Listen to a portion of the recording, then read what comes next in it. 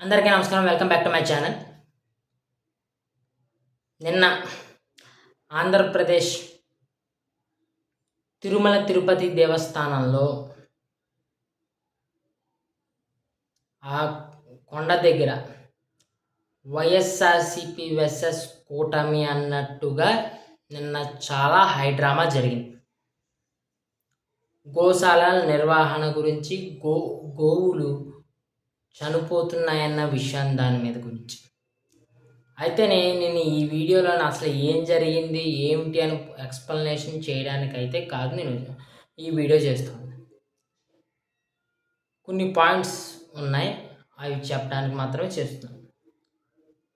YCP దీనిని ఒక రాజకీయ అస్త్రంగా మొదలు పెట్టాలని అనుకుని చివరికి ఆ రాజకీయ అస్త్రానికే బలైపోయింది. ఏ విధంగా? నిన్న టీటీడీ సంబంధించిన ప్రధాన అభ్యర్థి అయినటువంటి మన భాను గారు కేసు పెట్టడం జరిగింది. బీజేపీ మెంబర్ అయిన దీని ఫలితం అనుకుంటాను. నిన్న నేను సాక్షి టీవీలోని డిబేట్ చూసినప్పుడు ఆ యాంకర్ 10 క్వశ్చన్లు అడుగుతాడు కదా, అందులో ఒక క్వశ్చన్ ఏమిటంటే, ఇది జరిగి వారం రోజులైంది, ఈ వారం రోజుల్లో అక్కడంతా క్లియర్ చేసేసి ఉంటారు, రికార్డ్స్ అన్నీ మార్చేసి ఉంటారు, ఇప్పుడు వెళ్ళి ఏంటి ప్రయోజనం అనేసి చేతులెత్తేశారు. Point number 1. Point number 2, YCP MP Gurumurthy garu అక్కడి వరకు వెళ్ళగలిగినప్పుడు పోలీసులు ఇచ్చినటువంటి రూల్స్ ప్రకారం ఇక్కడ కనీసం ఒక 20-30 మంది కూటమి అభ్యర్థులు ఏర్పడితే లోపలికి వెళ్ళడానికి మట్టుకు ఇటు కూటమి నుంచి 5గురే ఉంటారు, మీ నుంచి కూడా ఒక 5గురు ఉంటారు, మీతో పాటు ఒక 4గురిని తెచ్చుకోండి, అలాగే మీడియాను కూడా తెచ్చుకోవచ్చు అని పోలీసులు పర్మిషన్ ఇచ్చినప్పటికీ బయట రోడ్డు మీద పడుకుండిపోయి నిరసనకి హౌస్ అరెస్ట్కి తేడా తెలియకుండా దానినే హౌస్ అరెస్ట్ కింద చిత్రీకరించిన విధానం, చివరికి ప్రెస్ మీట్ పెట్టి మరొక అభియోగం, అదేమిటి, స్వామివారి సేవలో పాల్గొన్నటువంటి వృషభం కూడా చనిపోయింది అన్నట్టు ఆయన చెప్పడంలోని ఆయన ఈ విషయంలో ఫెయిల్ అయిపోయారని అర్థమవుతోంది. దీన్ని ఇంకా ఫ్లేరప్ చేయాలి అన్న చివరి ప్రయత్నంతో ఆ వృషభాన్ని కూడా తీసుకురావడం క్లియర్గా మనకు కనబడుతున్న అంశం. ఇక కూటమి సైడ్ నుంచి కూడా కొన్ని పొరపాట్లు ఈ విషయంలో ఉన్నాయి. అదేమిటంటే, భూమన కరుణాకర్ రెడ్డి ఇది 11వ తారీఖు మొదలుపెట్టాడు. కరెక్ట్గా చెప్పాలంటే ఒంటిమిట్ట శ్రీరాముల వారి కళ్యాణ మహోత్సవం టైంలో మొదలుపెట్టాడు. గోవులు ఇలాగ 100కు పైగా చనిపోయాయి అని.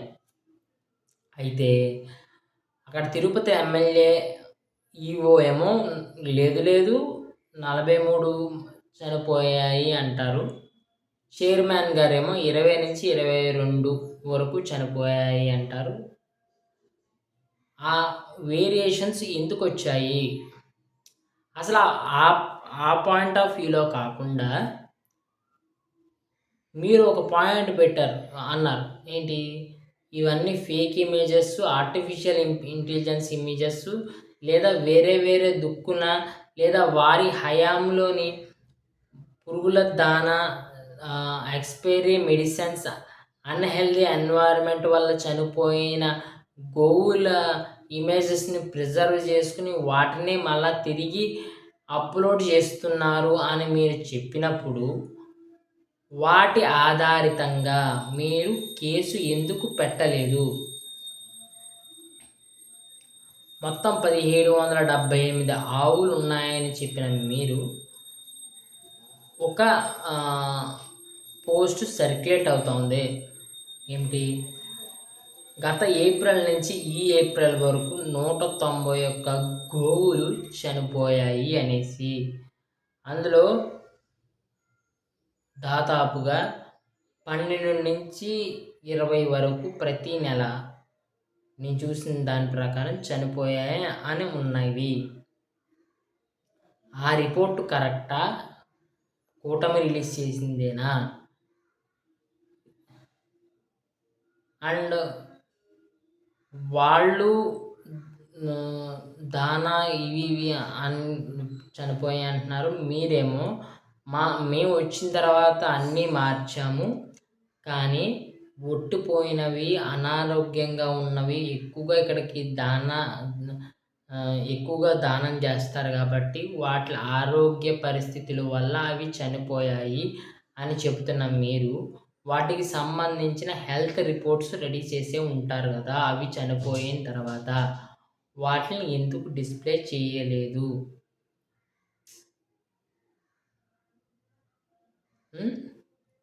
11వ తారీఖునే ఆయన ఆ విషయాన్ని లేవనెత్తినప్పుడు పెట్టాల్సిన కేసు కాస్త నిన్న కేసు ఎందుకు పెట్టారు? ఇంత లేట్ ఎందుకు చేశారు?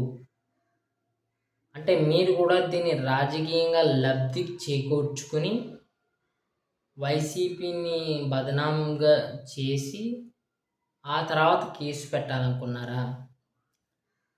దేవుడి దగ్గర, గోవుల దగ్గర మీ ఇరువురి రాజకీయాలు ఏమిటి?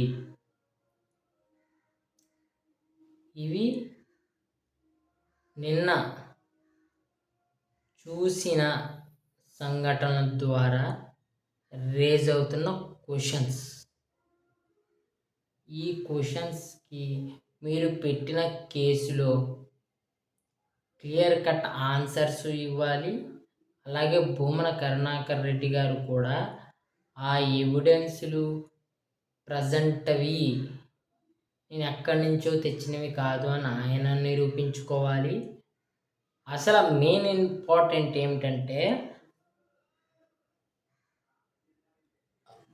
టీటీడీలో భూమన కరుణాకర్ రెడ్డి గారు లాస్ట్ 5 సంవత్సరాలు చేసిన అక్రమాల మీద మేము మొత్తం ఎవిడెన్స్ కలెక్షన్ చేస్తున్నాము, మొత్తం ఇన్ఫర్మేషన్ గ్యాదర్ చేస్తున్నాము అన్న టైంలో దీని గురించి తెలిసి ఆయన ప్రోయాక్టివ్గా మీ మీద మొదలుపెట్టాడా?